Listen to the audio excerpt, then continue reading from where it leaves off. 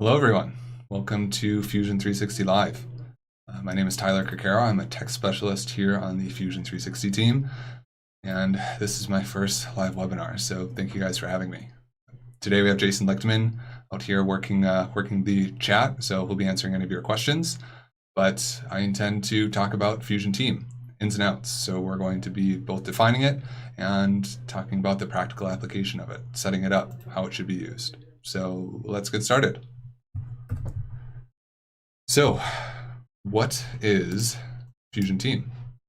I really like the definition that I have here. So, it provides a central workspace in the cloud for all project design information. So that's not just Fusion information, right? It says that very intentionally. It's everything. So, Inventor files, SolidWorks files, JPEGs, PDFs, whatever you want, all of that can be hosted in this one place.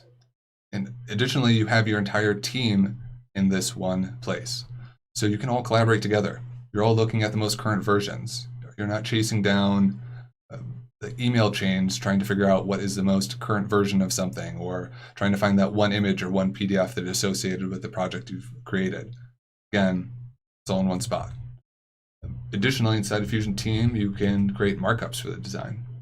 So you can pull up a 2D or 3D design inside of the web browser viewer and make notations on it, both you inside of your team and customers. So if you're trying to collaborate with a customer can go in and make markups on that design, physically view that 3D CAD that you have created, and create comments and notes, and then be seen inside of Fusion. Additionally, versioning is built into this too, an authoring system, a comment system, and this is all something that we'll get into as we start working inside of Fusion Team. So let's actually start inside of Fusion. So let's sign in. Assume that this is your first time signing into Fusion 360. Unfortunately, Autodesk Denver 1 and 2 is taken, so we're going to use this instead. Oops. Let's make this Gmail instead. And here we go. So the first time you sign into Fusion 360, you're going to be prompted with creating a Fusion team. And that's what we're here for today.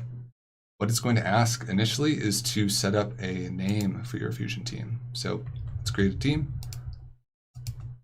And that team name is going to be ABC Company. And hit next. Now, creating this team name, the advice that I like to give people is that you only get one of these. So make it the highest level descriptor possible, right? So think of this as like a file hierarchy. This is your top level file. You want that to be, well, your company name. I have a lot of customers who say, like, I want this to be R&D engineering. Well, there's going to be people outside of your R&D engineering inside of this Fusion team, so it really wouldn't make sense to have that your top level. So there's a good chance that you're going to want your R&D team in there and your sales team in your shop. So let's make that team name, again, that very top level. And at any time you need to change that team name, of course, that's an option too, but just my advice.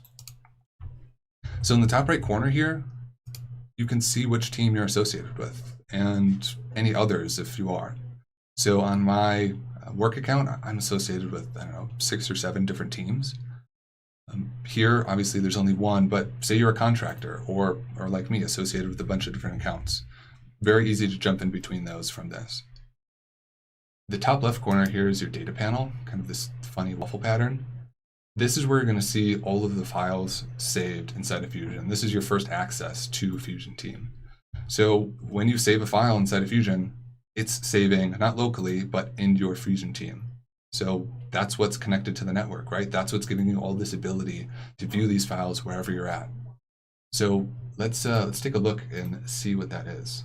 Clicking on your company name at the top here will actually open up a web browser version of Fusion Team.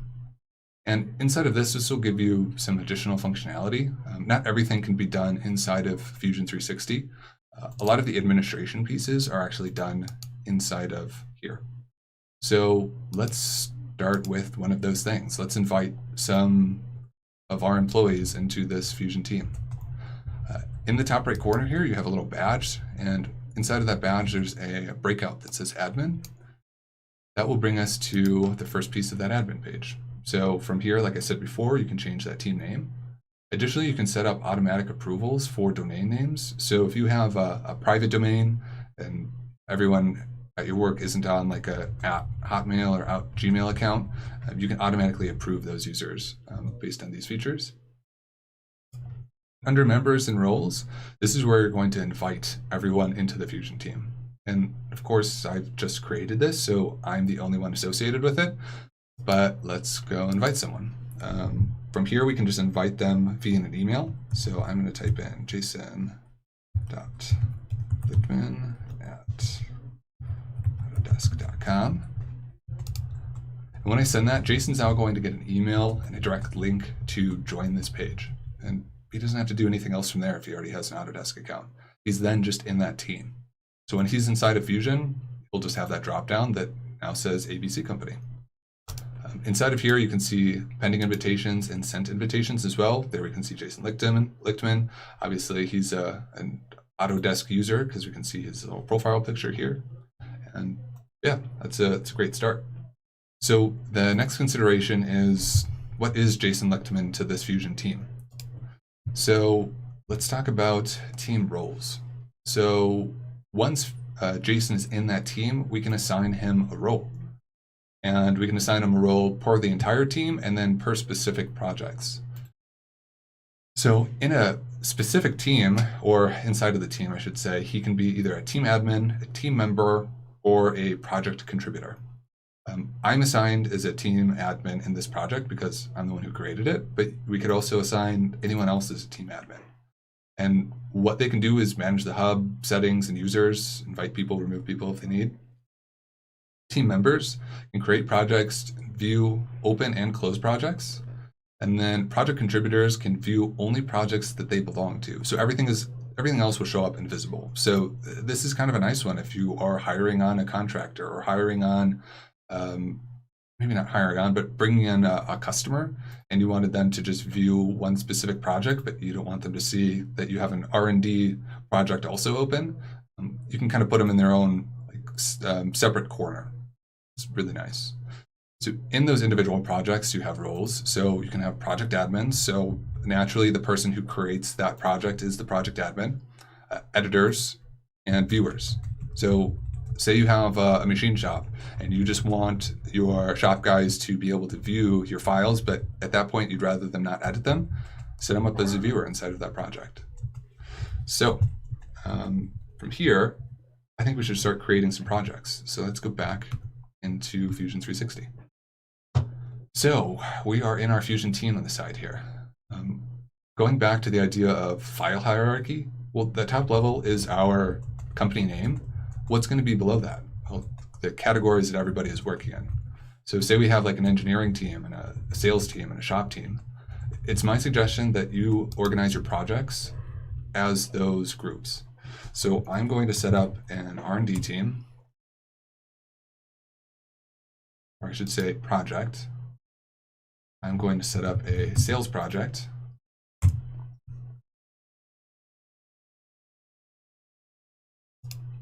And then I am also going to set up a shop project.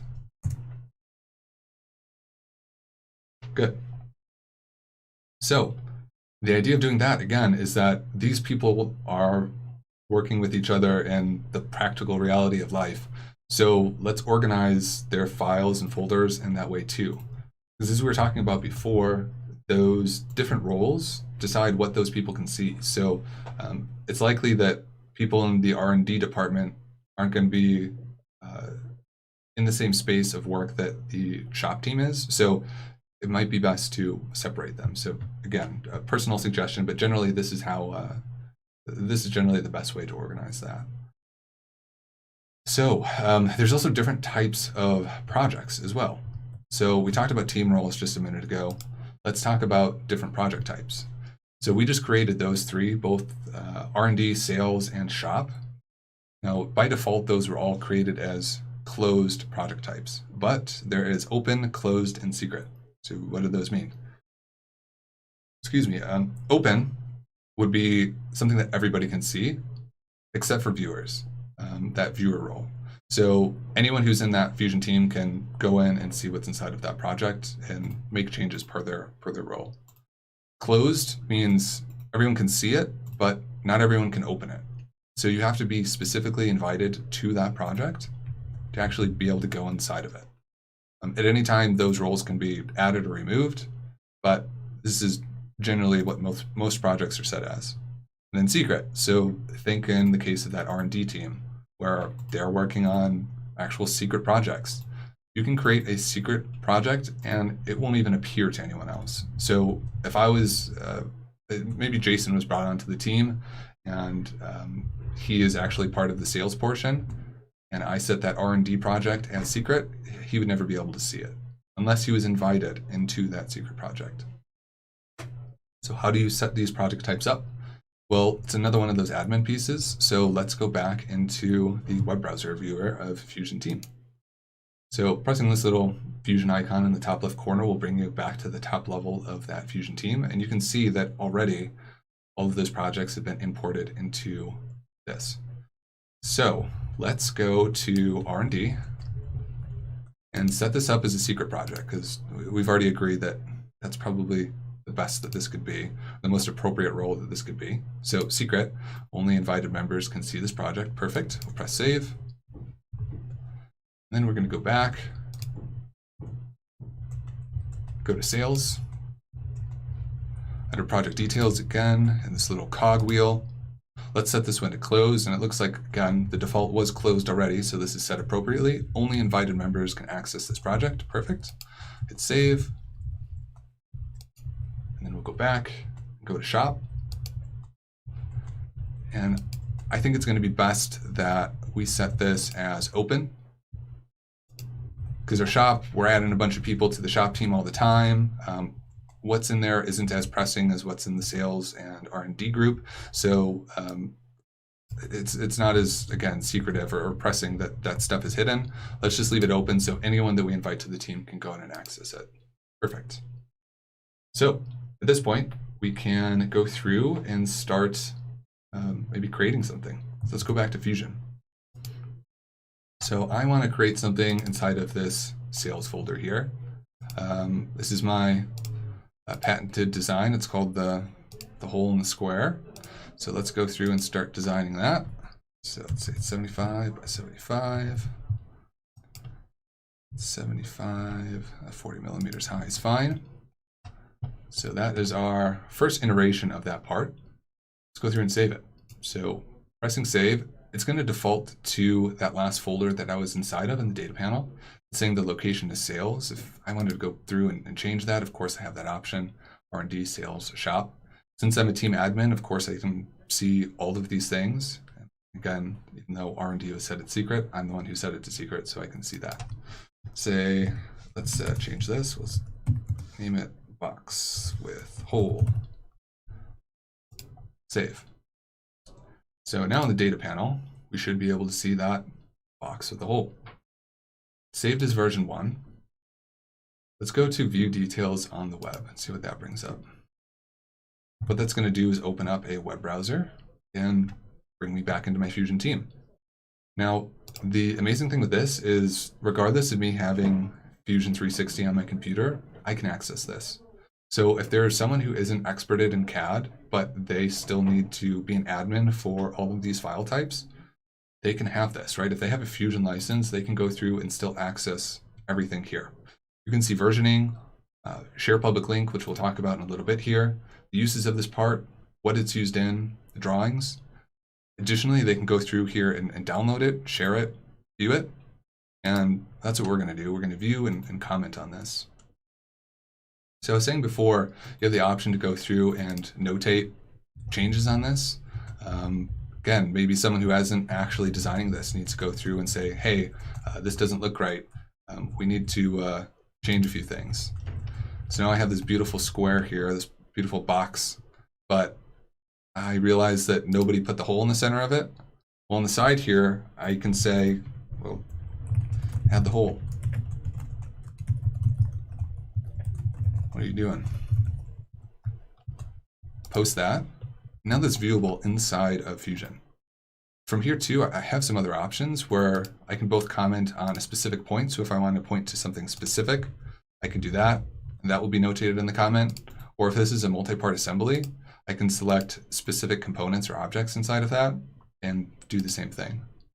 So now that that has been added, we can go back into Fusion, and under comments, we refresh this.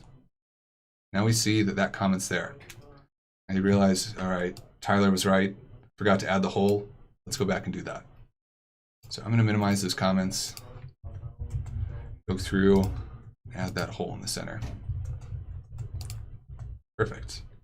I'm going to save this again, say hole added. When I jump back into that data panel now, you'll see this will change from version 1 to version 2. So this is the versioning system built into Fusion Team. So every time you make a save, you get a version associated with that.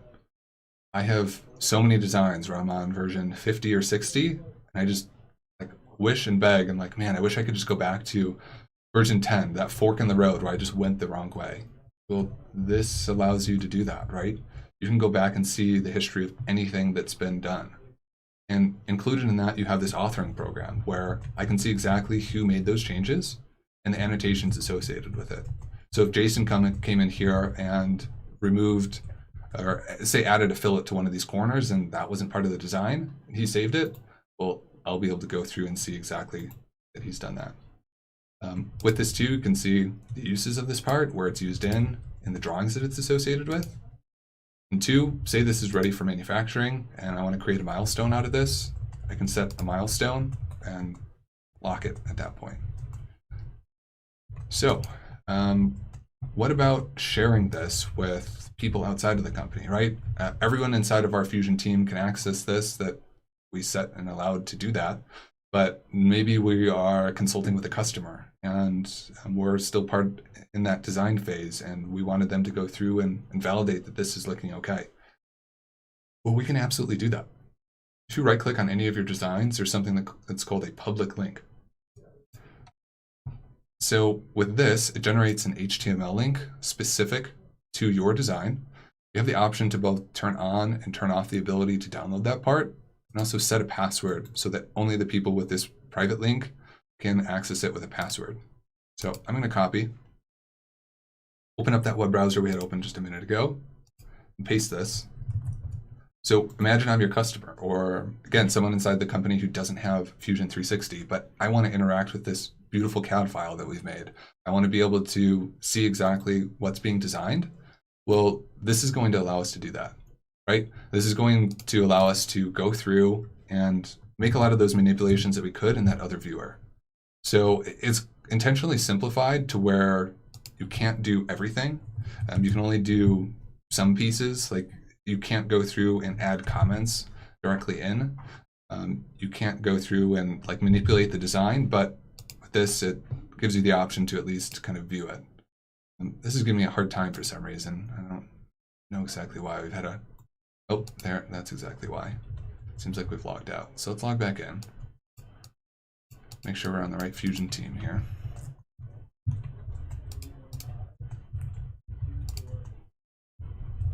Give this a second. Perfect. Just a second here. On the right link. Didn't like that last login, so let's try this again.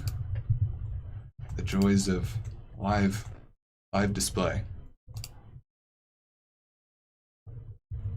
Button is okay. So if it'll let me access that now. We'll let that settle for a second while we're working inside of Fusion. But again, the value of that share public link is that anyone can access it. Again, I do this with customers all the time where they need to go through and validate what you're doing, but have no CAD software. But again, you've made this excellent design that you want them to interact with. That is the perfect opportunity for them to do that. Included in that link as well is a a file transfer as well. So if they need to go through and convert a file, they can do that. We have a funny subset of Fusion 360 customers who are using it just for file conversion because it's so good in addition to everything else. But yeah, it has that file converter built into it as well. So if they need an Inventor file, or they need to open it inside of, say, SolidWorks, or they're going to 3D print it, they have that option to download that file in whatever format they want via that share public link. So super, super useful. Everyone seems to love that. But that is most of what I wanted to show you guys with Fusion Teams. As you see, it's just a collaborative space for you guys all to work inside of. And you can host whatever you want inside of it, right? It's not just Fusion files. It's kind of like a Google Drive that you can natively see CAD files inside of as well. It's a super powerful piece of Fusion in conjunction with everything else. But yeah, thank you guys for your time. Again, my name is Tyler Kakara. Hopefully I see you guys again soon.